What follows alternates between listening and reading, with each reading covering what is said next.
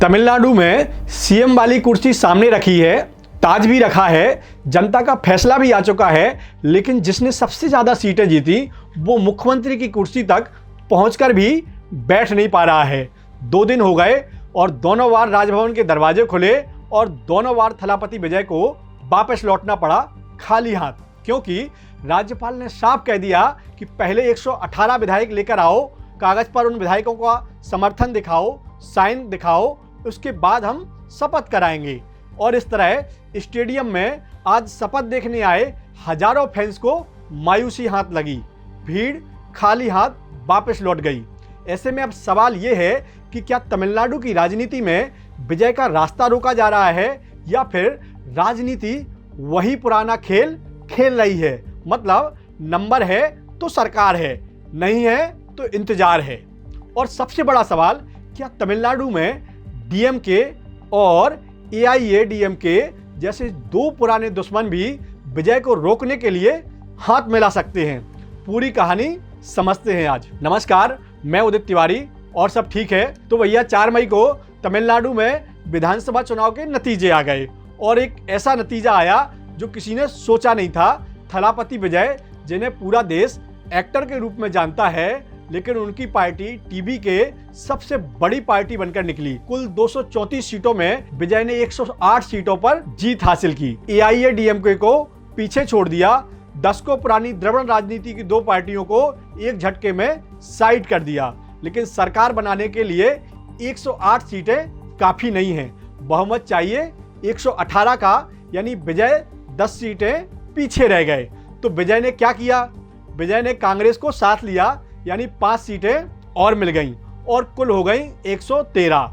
अभी भी 5 कम है, फिर भी विजय कल सरकार बनाने का दावा पेश करने के लिए राज्यपाल राजेंद्र अर्लेकर से मिलने गए और कहा, मुझे सरकार बनाने दीजिए, मैं विधानसभा में बहुमत साबित कर दूंगा। लेकिन गवर्नर ने कहा, रूल तो रूल होता है, पहले 118 विधायकों के हस्ताक्षर लाओ, और विजय को खाली हाथ लौटना पड़ा। अगले दिन यानी आज फिर विजय राज्यपाल के पास गए और इस बार कहा, हमने कानूनी सलाह ली है, पहले भी बिना बहुमत के सरकारें बनी हैं, मुझे मौका दीजिए। गवर्नर ने फिर कहा, नहीं, 118 लाओ, तभी बात आगे होगी। यानी 2 दिन 2 मुलाकातें और दोनों बार विजय खाली हाथ।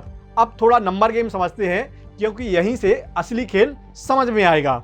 तमिलनाडु में 234 सीटें हैं, बहुमत के लिए 118 चाहिए। विजय के पास 108 सीटें हैं, लेकिन एक पैच और है, और वो है विजय खुद 2 सीटों से चुनाव जीते हैं। यानी 1 से इस्तीफा देना होगा तो विजय की असली ताकत हो जाएगी 107, और कांग्रेस के जोड़ो तो 112 हो जाते हैं। यानी बहुमत से अभी 6 विधायक कम हैं, और इन 6 विधायकों की जुगाड़ करने में विजय का पसीना छूट रहा है, क्योंकि बाकी छोटी पार्टियां हैं, जैसे बीसीके के 2 विधायक हैं, सीपीएम के 2, सीपीआई के 2, आईयूएमएल के 2, पीएमके के 4 विधायक हैं। इनमें से किसी ने अभी तक पत्ते नहीं खोले हैं और सब बार्गेनिंग के मूड में चल रहे हैं। मतलब किसी को मंत्री पद चाहिए, कोई डिप्टी सीएम बनना चाहता है। राजनीति है ही ऐसी चीज, मौका हाथ लगा है तो फिर मुफ्त में कुछ नहीं मिलता है। और अब आता है असली ट्विस्ट, जो सोचा नहीं था किसी ने। खबर आई कि डीएमके और एआईएडीएमके, जो तमिलनाडु की राजनीति के सबसे बड़े दुश्मन हैं, वो दोनों मिलकर विजय को रोकने की कोशिश कर सकते हैं।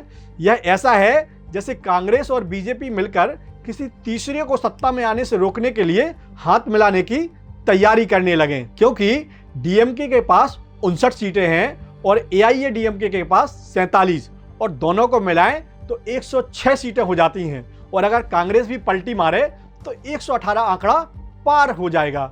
अभी एआईएडीएमके के विधायक पुडुचेरी के एक रिसोर्ट में बैठे हैं, इंतजार कर रहे हैं सबसे अच्छे ऑफर का। और एक और बड़ा सवाल है, क्या गवर्नर का रवैया सही है? सीपीआई कह रही है नहीं। सुप्रीम कोर्ट का बीआर बोम्मई केस का फैसला कहता है कि बहुमत परीक्षण विधानसभा के पटल पर होना चाहिए, राजभवन में नहीं। और बीसीके पार्टी कह रही है कि सबसे पहले बड़ी पार्टी को मौका दो, बहुमत बाद में साबित हो जाएगा। लेकिन गवर्नर अड़े हैं। गवर्नर का कहना है कि पहले कागज दिखाओ, फिर शपथ होगी। और 10 मई को मौजूदा विधानसभा का कार्यकाल खत्म हो रहा है, यानी अगर जल्दी सरकार नहीं बनी तो राष्ट्रपति शासन लग सकता है। फिर आगे क्या होगा, वो 3 रास्ते हैं। पहला, विजय किसी तरह 118 का जुगाड़ कर लें और सरकार बना लें। दूसरा, डीएमके और एआईएडीएमके मिलें और विजय को रोकें।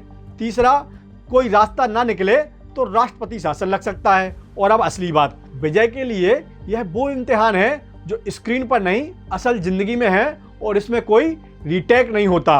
अब देखना यह है कि थलापति विजय मुख्यमंत्री की कुर्सी तक पहुंचते हैं या कुर्सी सामने रखी रह जाती है या कोई दूसरा बैठ जाता है। बाकी फिर मिलते हैं अगले वीडियो में। शुक्रिया।